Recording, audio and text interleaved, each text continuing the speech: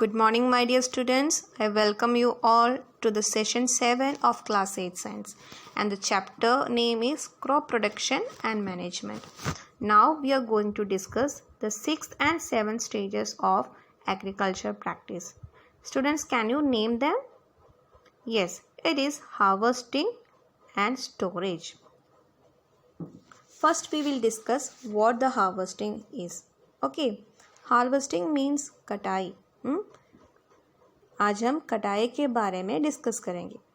Okay, harvesting is nothing but the cutting of crops after it is matured.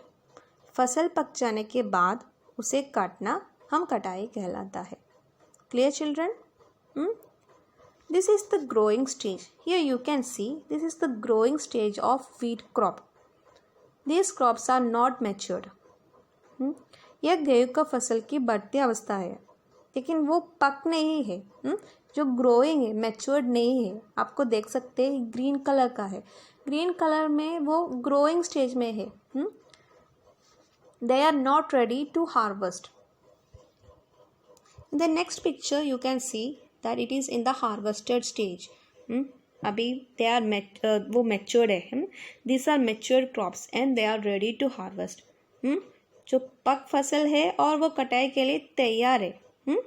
Okay, so what the harvesting is, the cutting of crops after it is mature is called harvesting.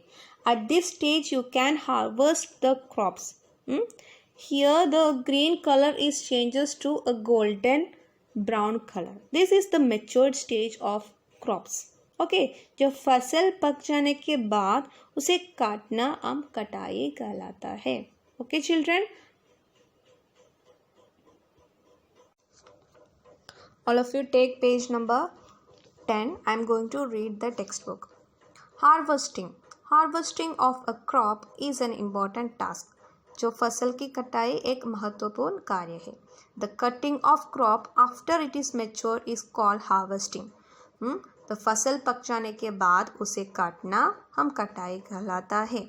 In harvesting, the crops are pulled out or cut close to the ground. Harvesting में पौधों को खींचकर उगाड़ लेते हैं अथवा उसे धरातल के पास से काट लेते हैं. हम क्या करते हैं? Either we can pull it out. हमको खींच कर सकते हैं, या तो क्लोज, एकदम क्लोज से हमको कट भी कर सकते हैं. Okay, usually takes 3 to 4 months for a cereal crop to mature. एक अनाज फसल को पकने में लगभग 3 से 4 महीनों का समय लगता है. Harvesting in our country is either done manually by sickle और by a machine called harvester.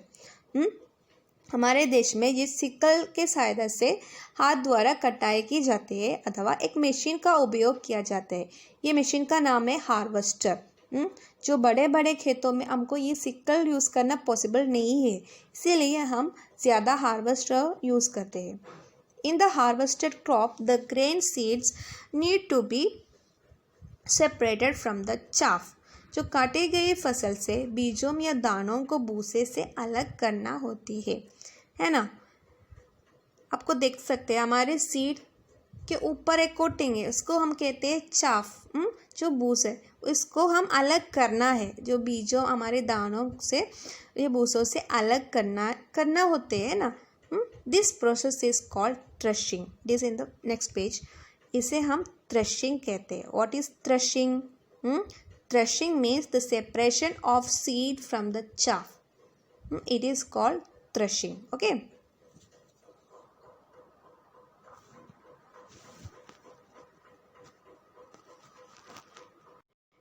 The separation of seed from the chaff is called, and this process is called threshing. वो process को हम कहते हैं threshing. This is carried out with the help of a machine called combine, which is in fact a harvester as well as a thresher. यह कार्य हम combine machine के द्वारा किया जाता है, जो वास्तव में हार्वेस्टर और थ्रेशर का संयुक्त रूप है. This is the picture of combine. जो combine दो काम करते हैं. एक हार्वेस्टर का काम भी करते हैं और वो थ्रेशर का काम भी करते हैं. मतलब हार्वेस्टिंग और थ्रेशिंग वो दो प्रोसेस है। हार्वेस्टिंग में हम क्या करते हैं, हम मैच्योर क्रॉप्स को कट करते हैं, और थ्रेशिंग में क्या करता है, ग्रेन चाप से रिमूव करते हैं, हाँ है ना। ये दो प्रोसेस करने के लिए हम एक ही मशीन यूज़ करते हैं, जो मशीन का नाम है कंबाइन। नाम कैसे आया कि जो हार्वेस्टिंग और थ्रेशिंग दोनों का कंबाइन काम करते हैं, ये combine machine. So combine machine को हम कहते हैं harvester as well as a thresher. Once again children, combine का क्या क्या काम करते हैं, पहले मैच्योर क्रॉप्स को कट करते हैं, बाद में सीड को सेपरेट करते हैं, है ना। I will show the picture of combine and I will show the two stages of a combine machine. Look, this is a combine machine. Here the combine machine act as a harvester. कैसे, जो mature crops को अभी cut करते हैं, आपको देख सकते हैं ये पिक्चर में क्या करते हैं, they are cutting the mature crops. Next look this picture, here it is act as a thresher. आपको ये साइड में देख सकते हैं, राइट साइड में, जो सीड और चाप सीड को चाप से रिमूव करते हैं and they are collected to a truck. Can you see that in the right side? Now it is act as a thresher. So I think you have cleared it act as a harvester as well as a thresher.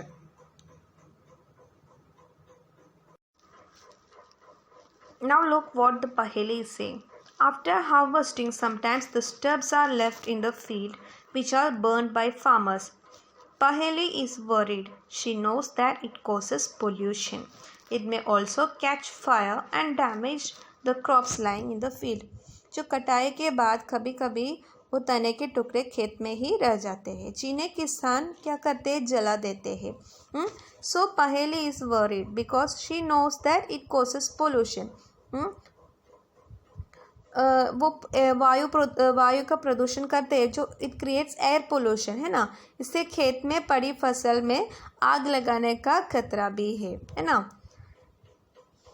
ये combine machine का disadvantage है because it creates air pollution. जो sickle manually, इन manual method में sickle के मदद से हम कट करते हैं ना, वो मैनुअल मेथड है। इसमें इतना एयर पोल्यूशन नहीं होते क्योंकि वो वेस्ट सब किसान एनिमल्स को देते हैं खाने की तरह। वो ऐसे fodder they are giving to that remains to the animals. But here it is not possible because combine machine is used in the large field. So this is a disadvantage of combine machine. Next, farmers with small holdings of land do the separation of grains and chaff by winnowing in figure 1.9. कोई farmers को छोटे छोटे खेत होते हैं ना, उधर कैसे सेपरेशन करते हैं, वो विनोइंग मशीन के मदद से वही काम करते हैं। जो विनोइंग मशीन कैसे काम करते हैं वो मैं आपको बताती हूँ। Winnowing is a process of separating grain from chaff. The heavier grain particles fall down straight to the ground while the lighter chaff particles are taken away by the wind and collected separately at a small distance.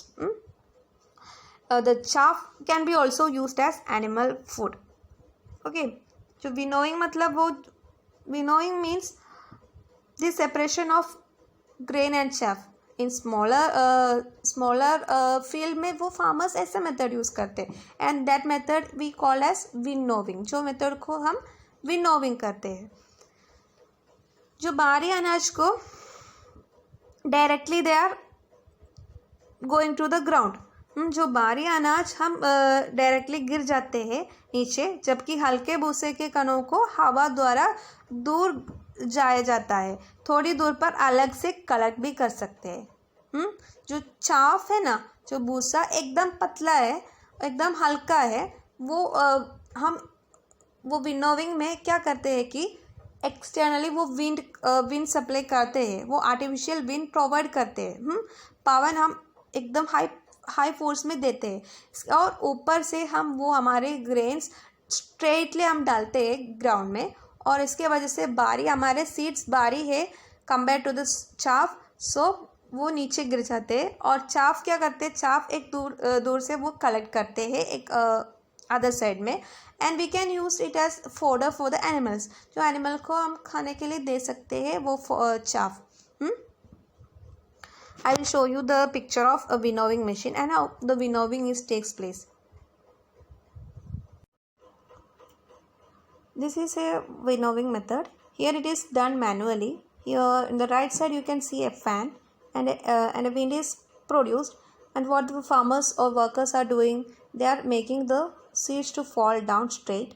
And with the help of the wind, जो बारीक seeds नीचे गिर जाते हैं और हल्के chaff they are going collected at another side, and we can use this chaff as animal fodder. हमको वो एनिमल्स को वो चाफ देते हैं खाने के लिए।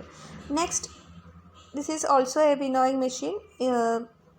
Here it is done by the machine. It is not manually, it is with the help of a machine.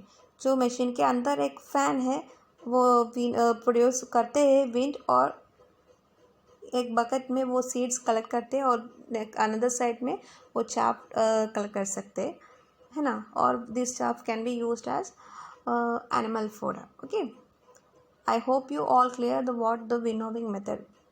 Manually भी कर सकते और मशीन के मदद से भी कर सकते। Next is harvest festivals. जो हार्वेस्ट रिलेटेड फेस्टिवल्स त्यौहार क्या क्या है वो अभी हम डिस्कस करेंगे। After 3 or 4 months of hard work there comes the day of harvest. 3-4 महीने का परिश्रम के बाद कटाई का समय आता है ना। The site of golden fields of standing crop laden with grain fill the hearts of farmers with joy and sense of well-being. स्वर्णिम धानों से भरी खड़ी फसल किसानों के हृदय में उल्लास एवं अच्छे समय का भाव संचारित करते हैं। The effort of the past season have borne fruit and it is time to relax and enjoy a little. The period of harvest is thus a great joy and happiness in all parts of India. ये समय थोड़ा आराम करने एवं खुशी मनाने का है क्योंकि पिछली ऋतु के प्रयत्न का फल मिलता है। इसीलिए भारत में सभी भागों में कटाई का समय हर्षोल्लास एवं खुशी का होते हैं। Men and women celebrate it with great enthusiasm. Special festivals associated with the harvest season are Pongal, Baisakhi, Holi, Diwali, Nabanya and Bihu. जो both men and women दोनों सेलिब्रेट करते हैं और सम त्योहार का नाम लिखता नाम भी हियर डिस्कस करते हैं। जो नाम है पोंगल, बैसाखी, होली, दिवाली, नवबनी एंड बिहू, वो अलग अलग स्टेट्स में अलग अलग नाम में हम सेलिब्रेट करते हैं ये सब festivals. I hope you all understood what the harvesting is. Next we are going to the last process, that is storage.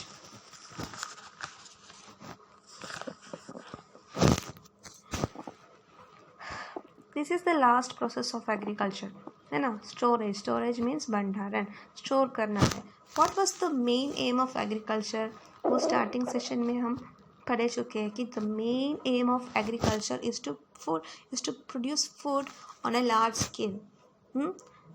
Since everyone needs food, it has to be produced on a large scale.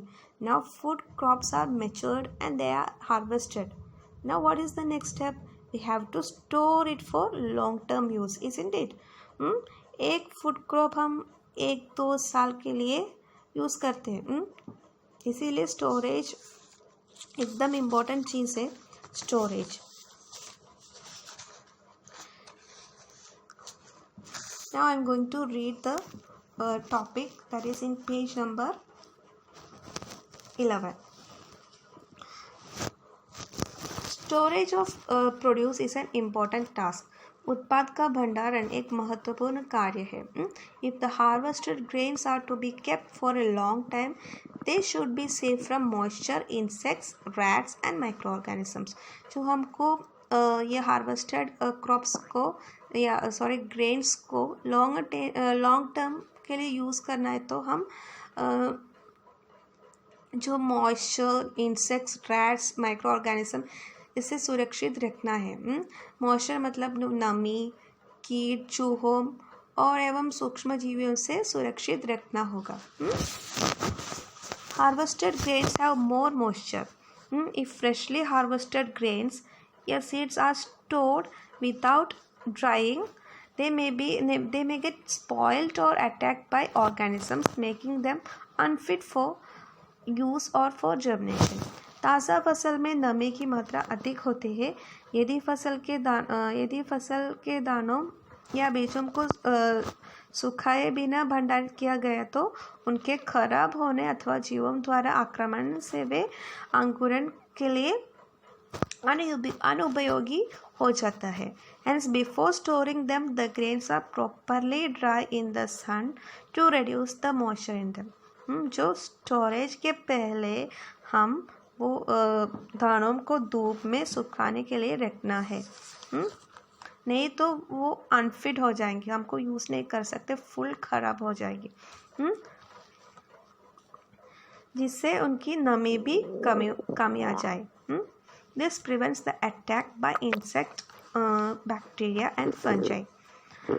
इसी से जो कुछ insects है या bacteria से वो attack नहीं करेगी। नेक्स्ट वर्ड पहले से look. I saw my mother putting some dried neem leaves in an iron drum containing wheat. I wonder why. उन्होंने अपनी माँ को अनाज रखे आयरन ड्रम में नीम के सूखी पत्तियाँ रखने देखा। क्यों मम्मी ऐसे करते? That was her doubt. जो मैं आपको बताती हूँ, नीम लीव्स have better taste है ना, so they will prevent the attack of insects and bacteria. जो बिटर स्मेल वो इंसेक्ट्स और बैक्टीरिया को पसंद नहीं है तो वो अटैक नहीं करेंगी। Next advantage is it absorb the moisture from that grain. Moisture content कुछ है तो वो सब जो ड्राइड नीम लीव्स है ना वो एब्सॉर्ब करेंगी। इसीलिए हम वीट में ड्राई नीम लीव्स डालते हैं।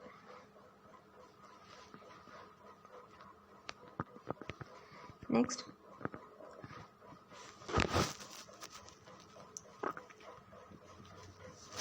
farmers store grains in jute bags or metallic bins.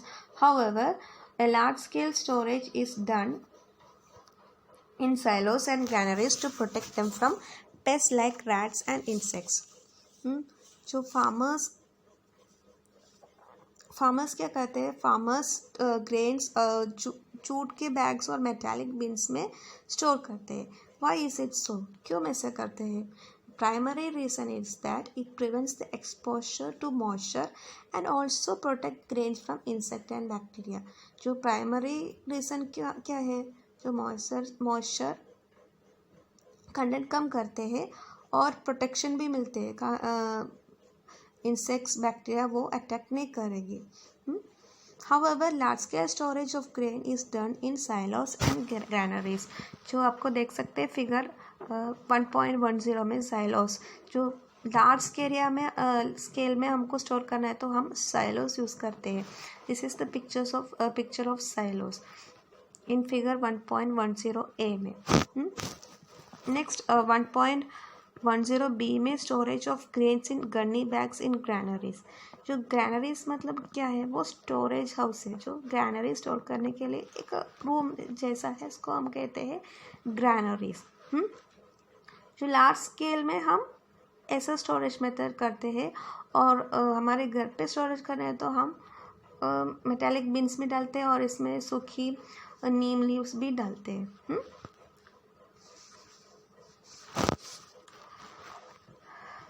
और dry neem leaves are used for storage.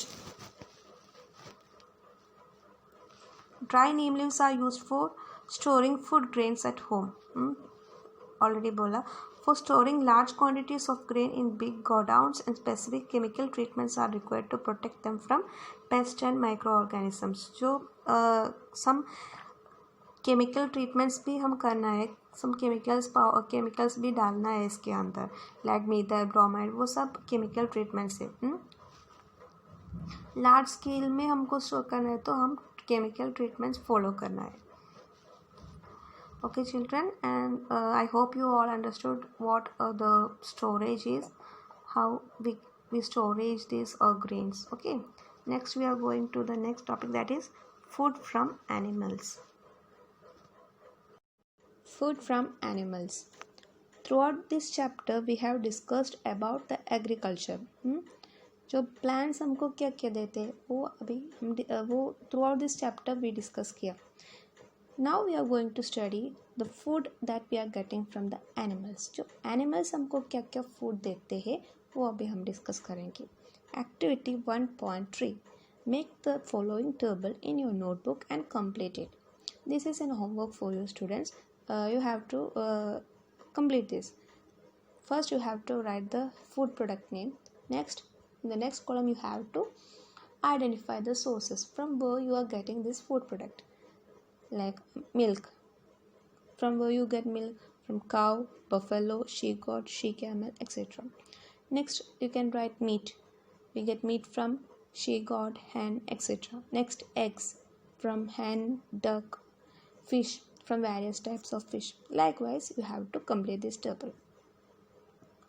After completing this table, you must have seen that, like plants, animals also provide us with different kinds of food. और जो ये table complete करने के बाद आपको समझ में आएंगी प्लांट्स हमको कैसे वो फूड प्रोडक्ट्स देते हैं, like the same way animals भी हमको फूड प्रोडक्ट्स देते हैं. ये आपको समझ में आएंगे. Many people living in coastal areas consume fish as a major part of their diet.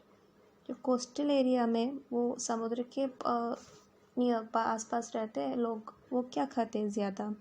जो फिश है उसका मेजर फूड, क्योंकि फिशिंग करते हैं वो लोग, है ना. In the previous classes, you have learned about the food that we obtain from plants. We have just seen that process of crop production involves a number of steps like selection of weeds, sowing, etc. जो हम agriculture practices के बारे में discuss किया. Similarly, animals reared at home or in farms have to be provided with proper food, shelter, and care. When this is done on a large scale, it is called animal husbandry. घरों में या farm पर पालने वाले पालतू पशुओं को उचित भोजन, आवास एवं देखभाल की आवश्यकता होती है. जब यह बड़े पैमाने पर किया जाता है तो इसे पशुपालन कहते हैं. जो हम फूड, शेल्टर और केयर करके हम एक लार्ज एरिया में ये एनिमल को रखते हैं, एनिमल को केयर करते हैं, इसको हम कहते हैं animal husbandry. Next, look what Paheli is saying. Fish is good for health. We get cod liver oil from fish, which is rich in vitamin D. जो फिश आपको पता है हेल्थ के लिए वो फिश एकदम अच्छा है, very good for health. We get cod liver oil from fish. Fish से हमको एक ऑयल मिलते हैं, उसका नाम है cod liver oil, which is rich in vitamin D. इसमें कौन से विटामिन ज़्यादा है? Vitamin D is plenty in cod liver oil. जो विटामिन डी हमारे बॉन्ड्स के लिए अच्छा है, बॉन्ड्स को स्ट्रांगली रखते हैं. Okay children, now this is the end of our chapter 1, that is crop production and management. I hope you all understood the topic that I have discussed. Okay, so in the next class we will discuss all the MCQ questions, fill in the blanks, one word questions, question answers, short notes, all we will discuss in the upcoming session.